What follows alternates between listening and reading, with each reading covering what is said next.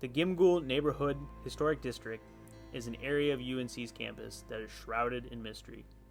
The Order of Gimghoul, a secret collegiate society, organizes here, and to this day, not much is known about what they do and how they operate.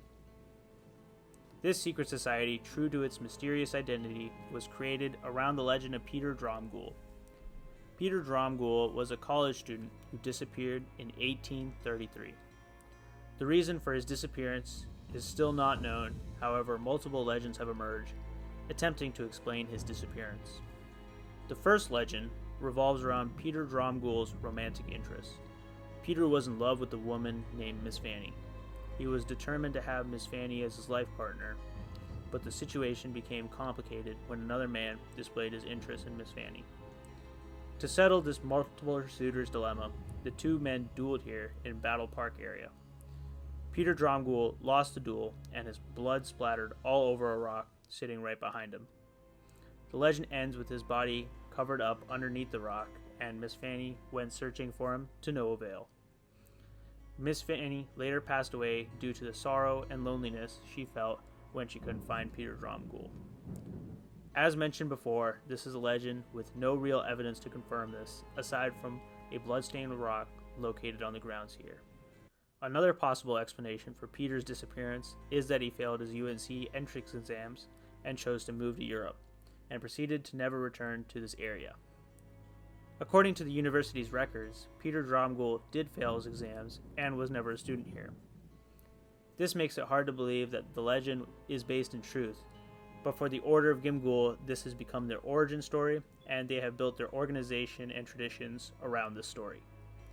Fact and fiction interweaving itself together has been the light that the Order of Gimghoul has been portrayed in for all of its histories, and this documentary aims to separate fact from fiction to defog what is and isn't true about UNC's most secretive society today.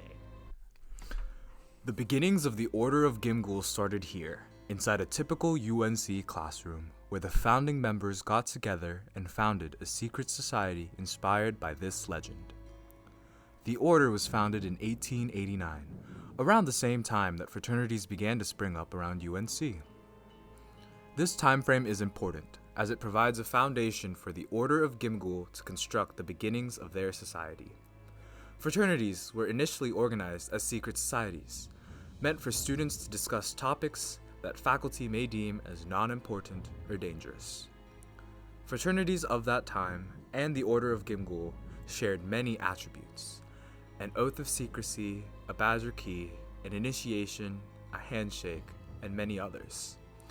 While fraternities have mostly shed many of these Arthurian knightly traditions, the Order of Gimghoul remains strong in keeping with their secrecy and traditions. Similar to a fraternity, Gimghoul takes their traditions very seriously. New initiates or neophytes have to prove they embody the words of the Order with courage, loyalty, and truth as part of their induction into the Order of Gimghoul.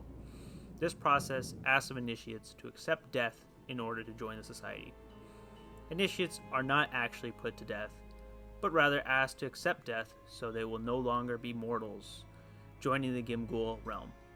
Numerous questions throughout the initiation process ask initiates if they want to save thyself, but in order to pass this final test, initiates must commit to dying or leaving the mortal realm to join the realm of Gimghoul. During the initiate process, a ghoul, someone in the organization who is aiding the initiate through the initiation, accuses them of some heinous behavior, and the initiate must defend himself, not by explaining himself, but rather through a duel. The initiate and the accusing ghoul proceed to receive a gun and shoot after a countdown.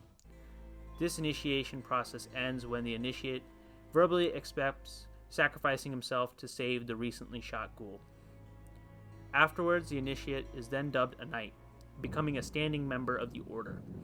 This process must have been set up so that no one gets severely injured, and that the initiate should win the duel. This lengthy initiation ceremonies is one of the many different and bizarre traditions that the Order of Gimghoul honors. Another of their long-standing traditions is their annual dance at Gimghoul Castle. Members of the Order are allowed to invite a female companion to a night filled with dancing. This dance used to be publicly known through the Daily Tar Heel and showed up in their issues annually. Recently, however, there's little to no mention about what the society is doing in modern times. The Order of Gimghoul, at its inception, used to meet at a small lodge right here at the intersection of Boundary and Rosemary Street. One of the founding members, Edward Ray Martin, was deeply fond of the legends of King Arthur, and he found himself regularly retiring to an area of Battle Park called Point Prospect. Here, he constructed his own mythos, writing down an imagined city of Gimghoul where he stood, defended by a large medieval-like castle or fortress. It just so happens that Battle Park is also where Peter Dromgoole was originally thought to have died. 26 years after the founding of the Order of Gimghoul in 1915, the Order began to acquire the land where Battle Park now stands.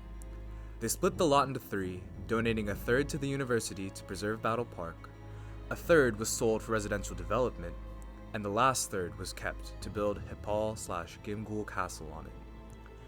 The castle was built by Gimghoul alumnus Nathaniel Cortlandt Curtis, who employed Waldensian stonemasons from Valdez, North Carolina, to build a stone castle reminiscent of the times of King Arthur. Waldensians are a Protestant group from France, where similar stone structures to Gimghoul Castle can be found. While the Order of Gimghoul keeps their current member list a secret, the founding members and many of the members from 100 years ago are well known. In fact, members of the Order of Gimghoul around its inception were primarily white male elites at the top of the socioeconomic ladder, capable of influencing the university with their high standing and prestige. After graduating, these men would indeed leave their mark on UNC and the wider world to varying degrees. To a UNC student on campus, some of these names are quite familiar. Wilson, Keenan, Carmichael, Ehringhaus, Mangum, Ruffin, and Craig, to name a few. One of the founding members, Robert Worth Bingham, led an extensive career in politics, culminating at the role of ambassador to Great Britain under Franklin Delano Roosevelt. He's also infamously known to have married the wealthiest woman in America at the time, Mary Lily Flagler. Flagler died within a year of marriage, leading to many suspicions by the public and Bingham's own relatives that he was to blame. More recently, Julian Robertson, the namesake of UNC's Robertson Scholarship, is also believed to be a part of the order. Julian Robertson is known to be a brilliant investor and billionaire hedge fund manager. While most sources on Julian Robertson hastily skimmed through his education and young life at UNC, an old article published in an Indian media journal covering the life of Julian Robertson states that he was inducted into the order in 1955. If this were the case, Robertson finds himself among a long line of a like company. The Order of Gimghoul started as a secret society and has remained that way even during the digital age, where photos and videos can be captured at a moment's notice. This is a testament to how much their members respect and value the long-standing traditions of this organization. Not much is known, and the information that is available is often based on legends or hearsay, making it hard to know or believe what the Order is actually doing. The Order of Gimghoul stores their records in the UNC archives located at Wilson Library. While the most recent 50 years of records within this collection are not available to the public, information older than 50 years is available via reservation. Indeed, some of the records older than 50 years are scanned and available online. We reached out to the Wilson Library and tried to access this collection to make our documentary more informational and factually correct.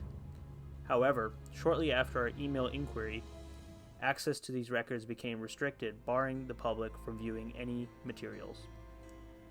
The email we received stated that the donor of the records requested all access to be restricted. Maybe one day in the future, the mystique around the Order of Gimghoul will fade. Until then, the Order has shown that they will continue to uphold their commitment of secrecy hidden among the ranks of UNC students, faculty, and alumni alike.